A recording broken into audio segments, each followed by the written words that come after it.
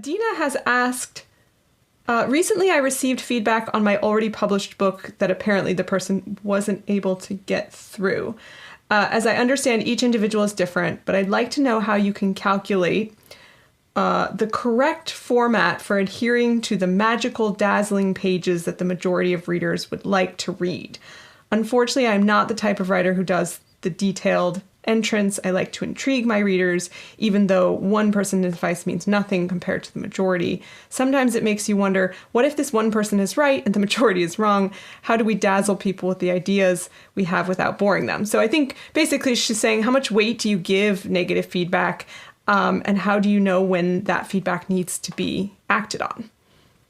That's a great question. So I think, first of all, you always look to your goals, right? I'm a very goal-oriented person. I think, what am I trying to do with my book? And so how can that feedback be useful to me? So if I am trying to be a really commercial horror writer, like I grew up reading R.L. Stine and then it was on to Stephen King, and that's the kind of thing that I want to do. And I have an agent who's a very literary agent, and their natural thing is to be like, can you make this more deep? Can you make this more nuanced? And that's just not your thing. Then that feedback is not right for you, even though it's not necessarily like objectively wrong feedback. And you could find yourself in the reverse as well, where like you're trying to do something sophisticated and your agent is like, can you like cut the balloon juice? Like, let's just get to the stabbing. You know what I mean? Like, it's not wrong. It's just not right for you. So the first thing is to consider your intent and who is giving the advice to you.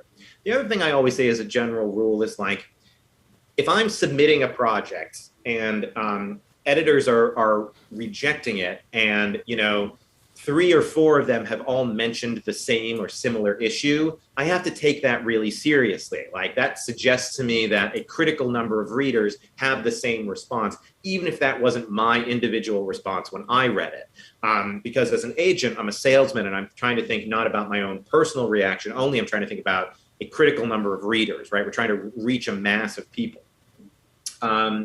So I think, if you get one bit of advice that doesn't feel right, I don't think that has to be gospel for you. Jonathan Lethem said that your best editor is someone who is 99% with you and then is going to help you get to that 1%, where they're like, the perfect version of this book is a book that I, as a reader, would be obsessed with. And I'm so into what you're doing, and I like this style of thing.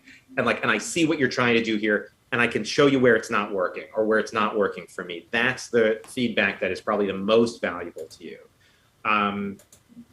Yeah. And then, I love the final thing I'll say is that there's just a distinction between, and this is true for feedback you even get from your editor when you're being published, there's a big distinction between, here is the problem and here are suggestions for how to solve it. And I will say what happens a lot is an editor will say, there is a pacing problem here. It's moving too slowly.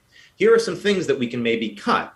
And my author will completely go banana sandwich because they're like, I can't believe they're suggesting I cut this thing. Like, this is so important to the story or the theme or the message. Like, they must hate the book or whatnot. And I will say, listen, the issue is this is going too slowly.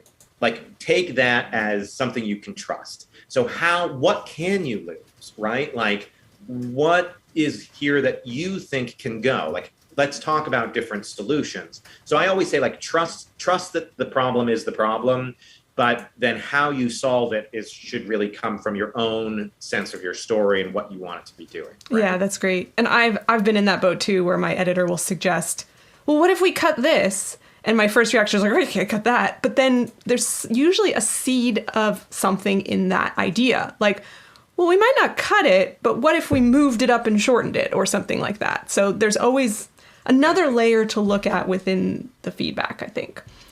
If you enjoyed this video, we've got a lot more on writingmastery.com. Check the description for links to our blog, free writing tools, and more. Happy writing.